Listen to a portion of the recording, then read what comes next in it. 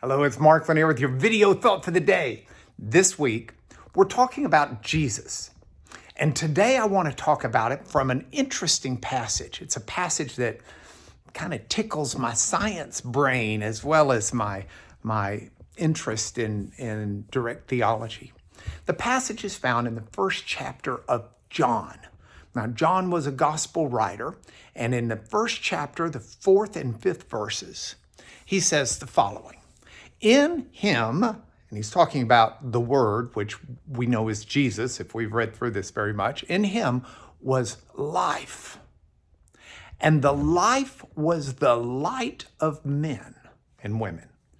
The light shines in the darkness, and the darkness hasn't overcome it. Now, I love that passage. I love that passage because I like the idea of light and what light does.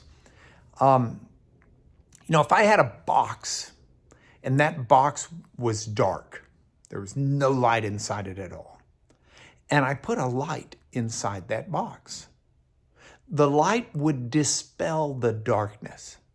And we know why now with science. We understand that light is a type of kind of electromagnetic radiation, these photons.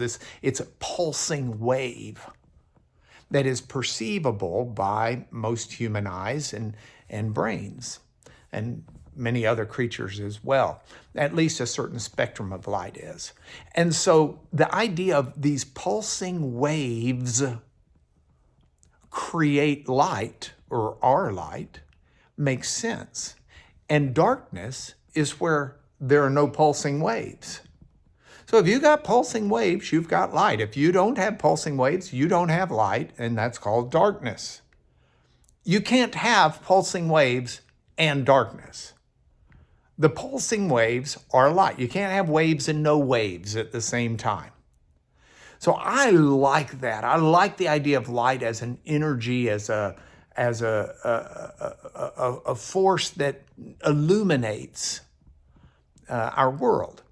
And it makes sense to me now why John uses light and life almost interchangeably. John says that in Jesus was light, and that light, or life, and that life was the light of humanity. I understand Jesus's energy, Jesus's love, Jesus's compassion, Jesus's power. That is a pulsing in my life that can give me life, that can illuminate my life, that can make sense out of the darkness, that can stop me from stumbling.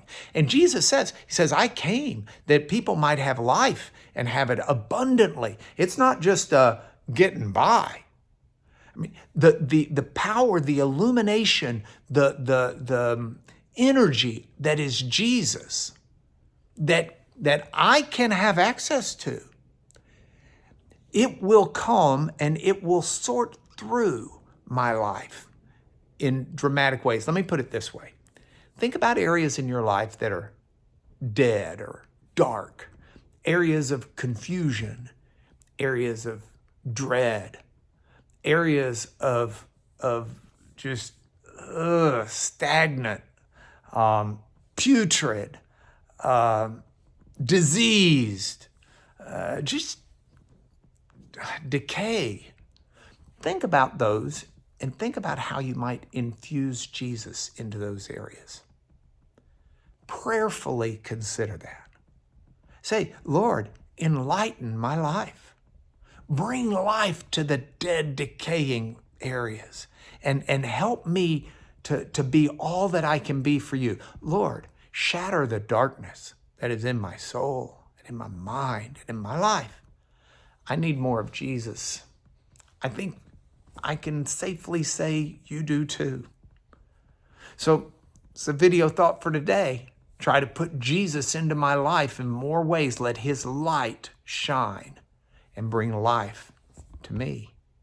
That's it for today. I'll talk to you again tomorrow.